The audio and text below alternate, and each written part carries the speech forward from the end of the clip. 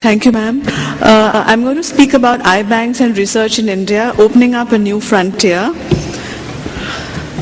The presentation is going to give a brief introduction, an overview of the current scenario, expanding horizons, and what is happening in the rest of the world.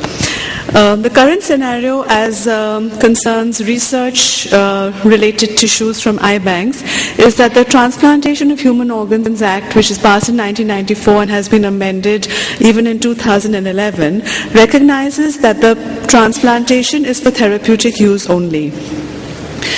When the rules were being framed and when I mentioned that the consent form should include medical education and research, there was a lot of discussion, and this point still is legally debated whether we are permitted to take consent for non-therapeutic use.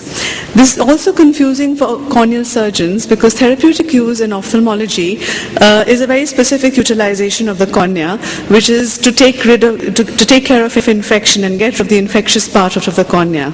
So as far as corneal surgeons go, therapeutic use is a very restricted term actually, but in the broad sense what it means is using the cornea for being transplanted in another human being. In 2011, again, the amendment, despite the request by the Eye Bank Association of India, still mentions for therapeutic use only, and we are hoping that we can still take care of this anomaly in the rules. The utility report, on the other hand, which is submitted to the National Program for Control of Blindness, which the Government of India, does have a column as provision for training and research. The National Eye Bank's policy for research with discarded tissues or tissues not suitable for surgery are that the would be used for research. Tissues are screened for biohazard safety before being released to the researcher. We do take consent for residual parts. Tissues not suitable for clinical use and expired tissue are also used for these research protocols. So what are the ocular tissues available that we can provide? We can provide whole globes, we can provide the cornea and limbus, the trabecular meshwork, the lens, the aqueous and vitreous, and the retina and the retinal pigment epithelium. What is the source of tissues? We can provide source from healthy and diseased eyes. For example, if the donor is diabetic or hypertensive, and if a researcher is interested in knowing the changes in the retina or the lens or the choroid in such patients, then that information can be provided. Whole globes and all other areas can also be provided in such cases.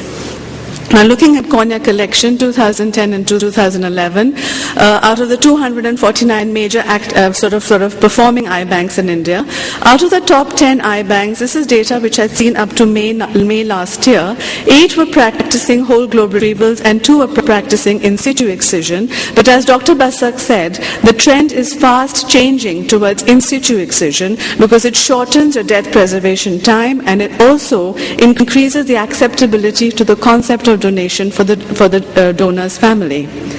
So expanding horizons in eye banking is linked to the rest of the vision research and clinical services community.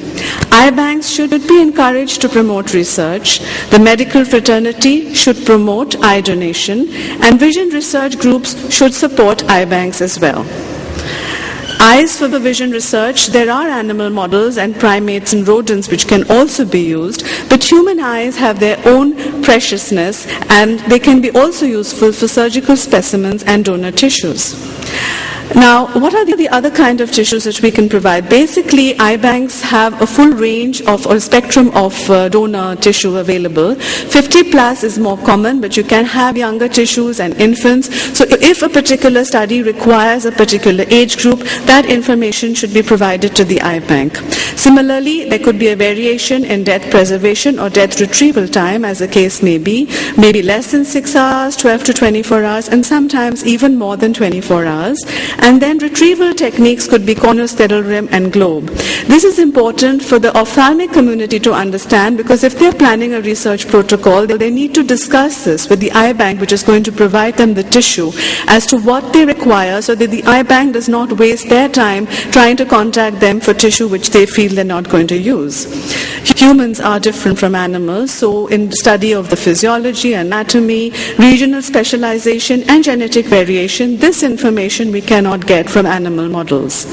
Tissues of current interest are the cornea, the lens, trabecular meshwork, the retinal pigment epithelium, and the optic nerve. And the fields of interest cover anatomy, physiology, histopathology, pharmacology, drug discovery, delivery, gene and protein expression, signaling pathways, nanotechnology, and tissue engineering. And this list is not comprehensive. It can be expanded beyond your imagination.